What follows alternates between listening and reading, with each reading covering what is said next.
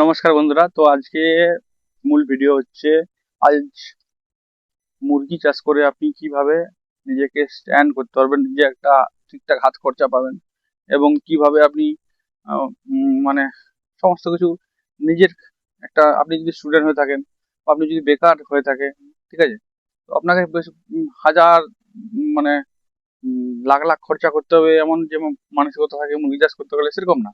Just আপনার ছোট একটা বাড়ি আছে, ছোট একটা ফাঁকা জায়গা আছে, দু চারটা মুরগি রেখে একটা নিজের মতন ঠিকঠাক রোজগার পাওয়া যায়, সেরকম একটা জায়গা থাকলেই হবে, ঠিক আছে।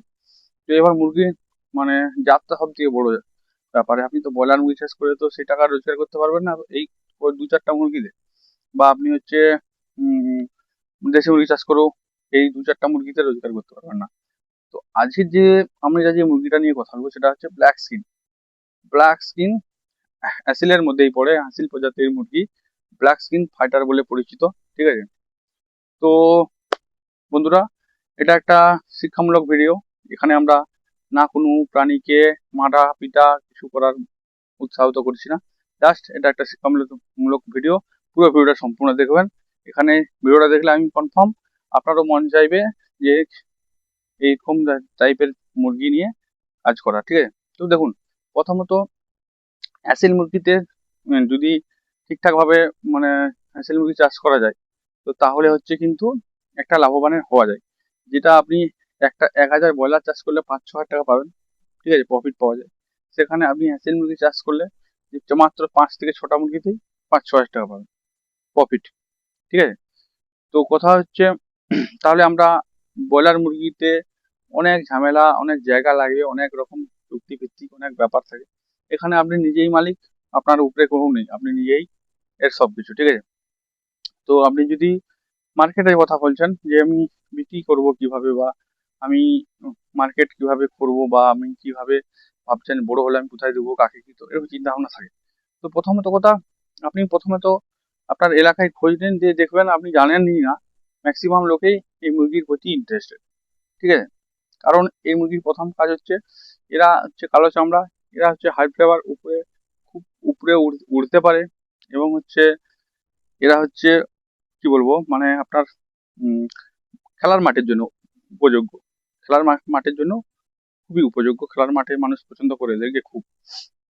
তো এই মুরগির চাহিদা প্রচুর। এবার যদি বলেন চাহিদা, প্রথম চাহিদা হচ্ছে প্যারট বিট, যেটা হচ্ছে খুব ঝামেলার জিনিস, খুব রোগ জ্বালা, এবং হচ্ছে মেনটেন্স খরচা তার প্রচুর। কিন্তু এই মুরগি হচ্ছে কি মানে দেশি মুরগির মতন এদের রোগ জ্বালা নাই বললেই চলে। এবং এদের হচ্ছে কি হয়, আপনাকে এদের পিছনে সময় দিয়ে পড়ে থাকতে হয় না। প্রথম কাজ, আপনি সকাল আর বিকাল 2 টাইম 10-10-20 মিনিট সময় দেবেন, আপনার হচ্ছে কাম খাতাম। এমন না যে সকাল দিয়ে থেকে সন্ধ্যা পড়ে থাকো, রাত না। আপনার বাড়িতে ছোট একটা জায়গা থাকলেই হবে, যেখানে একটু ঘুরতে ফিরতে পারবে এরা, সুন্দর বড় হবে, সুন্দর মানুষ হবে। এবং এদের প্রথমত আরও একটা কথা বলি, রোগ জ্বালা 90% নাই বললেই চলে। তো আপনাকে যে মনোভাব যে আমি এত একটু দামি মুরগি পুষছি, আমাকে একটু ট্রেনিং দিতে হবে, আমাকে জানতে হবে, বুঝতে হবে, এই ব্যাপারটা না।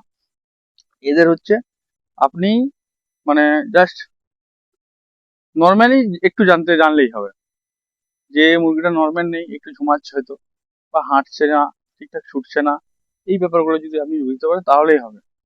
বাকিটা আপনার ডাক্তার আছে, বা আমাদের ইউটিউব চ্যানেল তো আছে, যদি ভিডিও দেখে থাকেন অবশ্যই একটা ডাক্তারের কাছে যেতে হবে না, এটা আমরা কথা দিচ্ছি।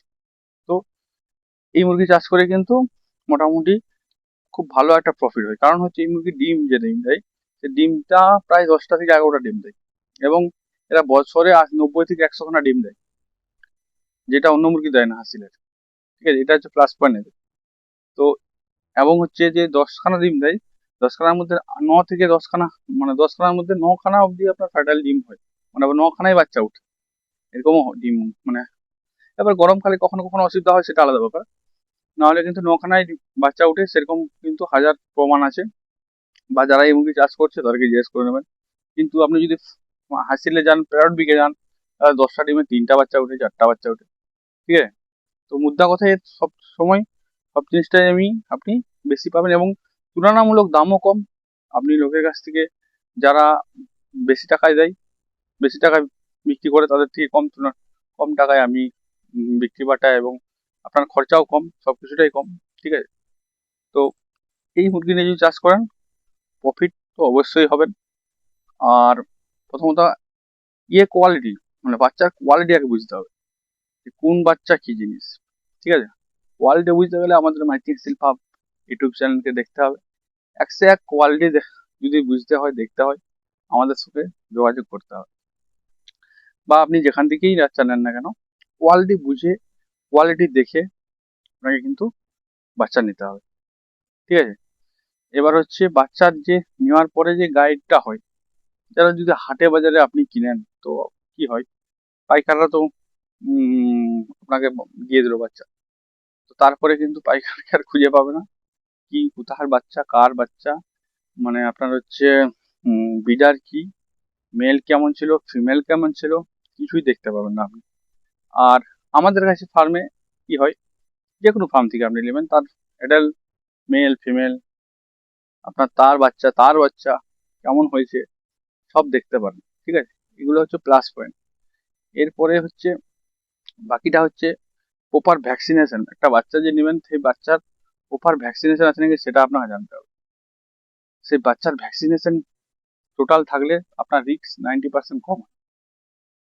তো অতএব বাচ্চার ভ্যাকসিনেশনটা অবশ্যই কিন্তু ইম্পর্টেন্ট, যেটা আপনি অন্য কোনো জায়গা থেকে নিলে সেটা কিন্তু বুঝতে পারবেন না বা জানতে পারবেন না। তো ফুল গাইড, ফুল একদম সঠিক ইনফরমেশন, সবকিছু একদম মানে জুটিয়ে যেটা বলা হয় কোনো রকম। দেখুন, যদি একটা ইউটিউবার যার ফার্ম আছে, যে নিজে ইউটিউব করে, সে কখনো আপনাকে ঠকাতে পারে না, এটা মাথায় রাখবেন। সে আমি কেন, যে কোনো লোক। ঠিক আছে, আর ধরুন তার কোনো ফেসবুকে আইডিতে তার নিজের ছবিটা সুদ্ধা নেই, কিন্তু আপনি তার সঙ্গে ডিল করছেন, তাহলে সেখান থেকে কিন্তু ঠকার চান্স বেশি হয়।